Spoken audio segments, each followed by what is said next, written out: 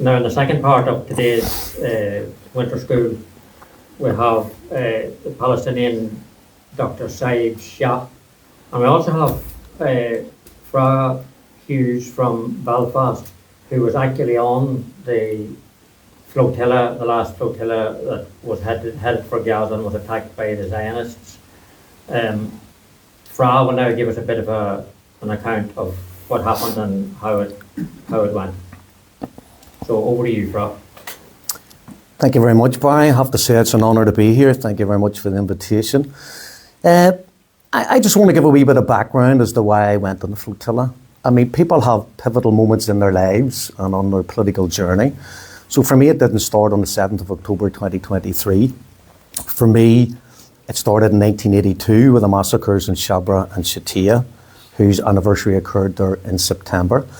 But for those who remember Operation Cast Lead, that's when 345 children were murdered over a course of 10 days. I think that was December 2008 to January 2009.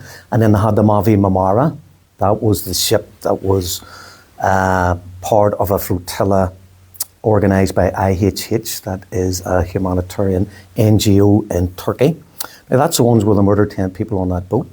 So I followed that live. I was one of the people following the trackers in 2010 when they murdered those people. And one of them was a young man called Furkan Dogan. He was a dual national. He was American and Turkish citizenship. He was training to be a doctor, and his dream was to end blindness in Africa. He wanted to go and help cure the blindness. So I was lucky enough to speak at his graveside in Turkey in 2010 on the Viva Palestina George Galloway aid convoy that I was part of. And I said at his graveside, a martyr has fallen. He has dropped the flame. Who will pick up the flame?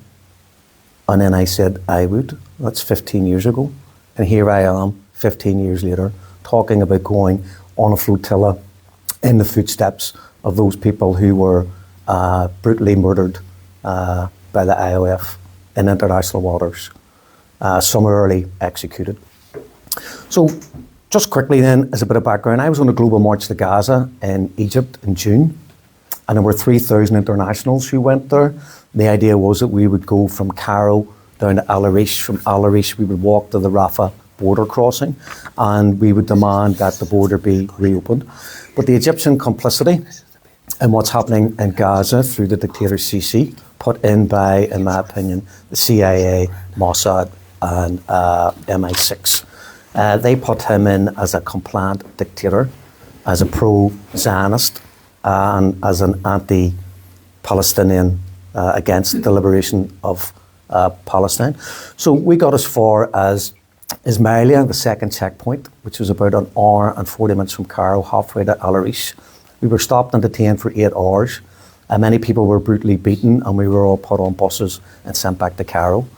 But it was from that march that it was decided, I believe, that the flotilla would then be organised. And that was done in a very, very, very, very short period of time. So they had like 51 boats.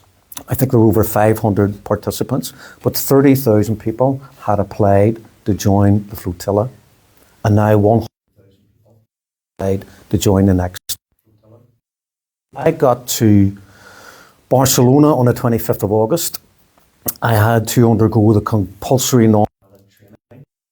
At a possible interception, you're trained to de-escalate the situation and not escalate it because of the potential violence that would be offered by these thugs and baby killers who were intercepting people in international water on a humanitarian aid mission to open up a maritime lifeline to Gaza. So we set sail on the 31st of August.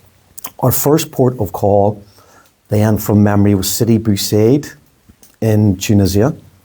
So we arrived in Sidi Bou Said, and the Malaysians, who are great donors for all these type of work for Palestine, they offered to put people up in hotels. So we got on the wee Zodiacs from our boats. We went into Sidi Bou Said. We got a taxi down into Tunis. So the first night in Sidi Bou Said, I was on the Alma. We had 4 crew and 24 participants. So we had a skeleton crew, and we basically had a drone watch, night watch on the boat. So I was on that boat on the first night. I was doing the watch between 12 a.m. and 4 a.m. I volunteered to do that every night on the way through to Gaza from Tunisia, because there's like a yellow zone, an orange zone, and a red zone. So when you get to like 100 nautical miles from Gaza, that's the interception point. So about 9:45, I thought I'd lie down, have a wee bit of a rest. My watch isn't until 12 o'clock. About 11:20, I heard a lot of noise and disruption on the upper part of the boat. After a few minutes, I thought, I may get up and see what's happening. I got up, went onto the deck, says what's happening. Somebody pointed about 40 metres from our boat was the family boat. And this is the boat that had Tiago on all the steering committee and all the media commentators. It was on fire. So the captain from our boat and one of the crew jumped in the Zodiac, went over, helped put out the fire. So the following day, even though there's CCTV of flammable liquid being dropped onto the deck of the boat, we watched the Tunisian forensics people with the boiler suits go on the boat. They said it was a discarded cigarette carelessly thrown away that set fire to some life jackets, because the Tunisians did not want to accept or tell the world that Israel had possibly attacked the flotilla in sovereign Tunisian territory. So I had done my watch that night, and the following day we had a rotation. So I was off the boat, put down into Tunis to the hotel. 4 people come back from Tunis, joined the boat. That night the Alma was attacked. But because our crew had deployed the fire hoses, because of what happened the previous night, within 20 seconds they were able to put out this incendiary and have a piece of the device saved for forensics. So when the forensics took that away, they had to say, yes, this had been an attack upon, the second attack upon the flotilla. We then got a military and naval escort for the rest of the time that we were in Tunisian sovereign territory. Bearing in mind that the attack on both those boats was about a mile away from the presidential palace, which is above the marina in Sidi Bou Said. So initially they didn't want to say that possibly the Israelis had attacked us, because then they'd have to go to the UN, they'd have to say it's an attack on their sovereignty. So they give us this military escort, and then I thought at that time, well, it's open season. We didn't expect anything until we got to the red zone, potentially. But I thought as soon as we leave these waters, go into international waters, it's going to be open season on the flotilla. And that's what happened several days later. I think we were near Crete, I'm not 100% sure.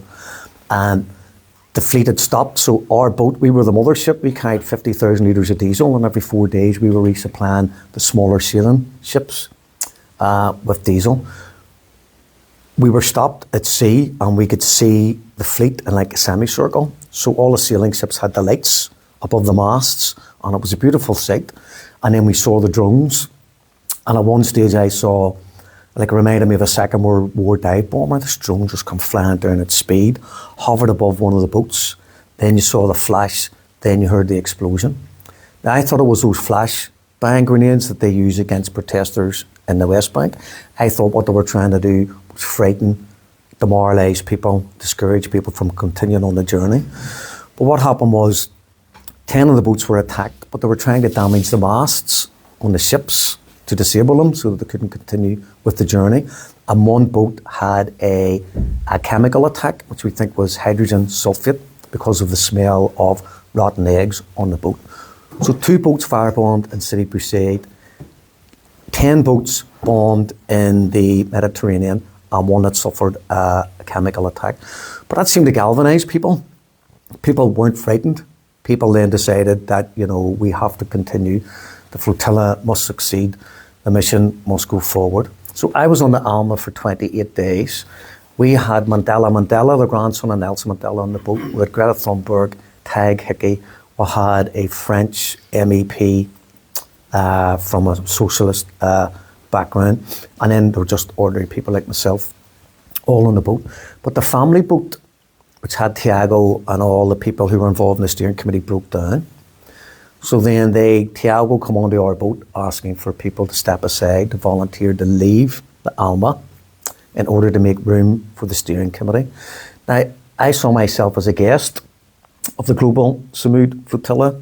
I saw myself as being lucky to be on the Alma. It's a proper boat, 28 days. Even though it only had 6 berths, and we were rotating between sleeping on the floor, sleeping on any available surface in the cabin, and having a bed for the night down in one of the 6 berths. So they asked for volunteers to go. I thought to myself, what's the right thing to do? I thought the right thing to do is put your hand up and volunteer. So I volunteered to make room for the steering committee. They then put me on a boat called Taigeti. I was on the boat 2 minutes when the captain said to me, I don't know whether to put you on this boat. Our starter motor's broken down. We have to put into Crete for repairs. So we went into Crete, and we went into a private jetty. Because it was an emergency, we went to the first port of call, which is where they have the electricity power station in Crete. So it's 7 miles from a cup of coffee, 7 miles from something to eat, 7 kilometres, should I say, even for going for a walk and seeing other people. We were stuck there. It was supposed to be, if we could get the boat repaired within 48 hours, our boat would do 8 nautical miles per hour, and the fleet was doing the slowest speed of the slowest boat, 4. So the idea was we would fix our boat, go back, rejoin the flotilla. 1 day turned into 6 days. Then we had to have a certificate from the Greek authorities saying that the boat was seaworthy, safe to go. And on a Sunday night, wee hours of Sunday morning, I got a message on Signal saying, look, this boat is not going to, it's missed the interception, which was on the Wednesday, and this was on the Sunday, the following Sunday. But we had hoped to join the 1,000 Madeleines or join the Conscience. And they said, look, we're keeping this boat for the next flotilla. Thank you for endeavouring to stay as long as possible. So the only way I can look at it is I stayed to the very last minute, and I left when somebody said there's no possibility of this mission being completed. I simply said to the organiser who told me that, I says, well, look, I volunteered to leave the boat. I've had 8 uncomfortable days in Crete in the middle of nowhere. It wasn't very pleasant because I was doing boats watch. So while other people left the boat, the car hire, and went around Crete, I was watching the boat for potential sabotage. So I just said to them, look, put my name down first for the next flotilla, and they said yes. So that's my story of the flotilla, and there's now 100,000 people have applied for the next one. While I'd like to think they'll no longer be necessary, I think we all know better. So thank you very much.